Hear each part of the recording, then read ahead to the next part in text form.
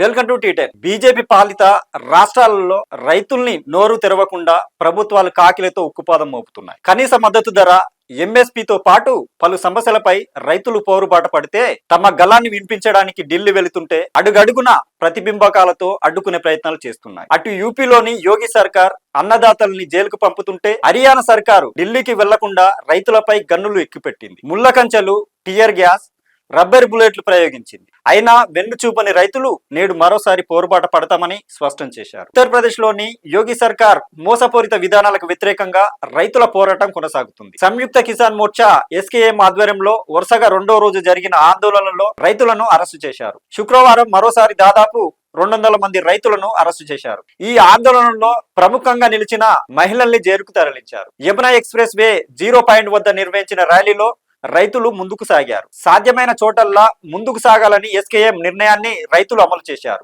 యోగి ఆదిత్యనాథ్ ప్రభుత్వం తమను జైల్లో పెట్టి పోరాటాన్ని అణచివేయడంపై రైతులు ఆగ్రహం వ్యక్తం చేశారు. అఖిల భారత కిసాన్ సభ నాయకుడు రూపేష్ వర్మ కూడా జైలుకు వెళ్లాడు. శనివారం నేతలు సమావేశమై యూపీలో చేపట్టాల్సిన పోరాట వ్యూహంపై నిర్ణయం తీసుకోనున్నారు. ప్రాజెక్టుల అవసరాల కోసం పెద్ద మొత్తంలో వ్యవసాయ భూమిని వదులుకోవాల్సిన రైతులు న్యాయమైన పరిహారం ఇవ్వాలని కోరుతూ 2 ఏళ్లుగా ఇక్కడే నిరసన వ్యక్తం చేస్తున్నారు. నిరసన కేంద్రం వద్ద యూపీ పోలీసులు అదనపు సిబ్బందిని మోహరించారు. పంజాబ్, హర్యానా సరిహద్దులో శంభులో రైతులు తిరిగి ప్రారంభించిన ఢిల్లీ చలో మార్చిపై హర్యానాలోని బీజేపీ ప్రభుత్వం టియర్ గ్యాస్, రబ్బర్ బుల్లెట్లను ప్రయోగించింది. బీకేయూ అధ్యక్షుడు సుర్జిత్ సింగ్ ఫుల్ తో సహా అనేక మంది గాయపడ్డారు. శుక్రవారం ఉదయం 101 మంది రైతులు శాంతియుతంగా పాదయాత్ర ప్రారంభించారు. రైతులను అడ్డుకునేందుకు పోలీసులు 7 అంచెల కంచెను సిద్ధం చేశారు. మొదటి అడ్డుగోడను తొలగించుకొని రైతులు సరిహద్దు దాటిన వెంటనే టియర్ గ్యాస్, రబ్బర్ బుల్లెట్లతో దాడి ప్రారంభమైంది. ట్రాక్టర్లు లేకుండా వస్తున్న రైతులను అడ్డుకోవద్దని హైకోర్టు ఆదేశించిన ఆ ప్రాంతంలో